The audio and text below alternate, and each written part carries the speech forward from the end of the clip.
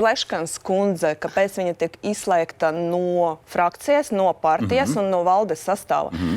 Bija tāda situācija, ka Pleškanas kundze uztaisīja čatu atsevišķu, kur viņa mēģināja uztaisīt savu atsevišķu frakciju.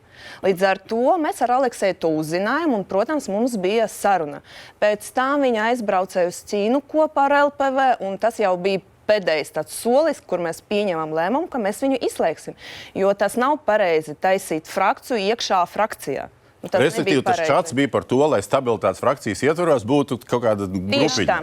Tieši tā, teiksim tā, sadarbības grupiņa. Un līdz ar to gandrīz visi tie, kas aizgāja pēc tam prom, viņi bija tajā čatā, izņemot Salimovu kungu, jo viņš ienāca tā kā Glorija pazaudēja savu mandātu. Līdz ar to es tur neredzēju ar Viktoriju turpmākas nekādas darbības, jo viņu izdarīja jau tā.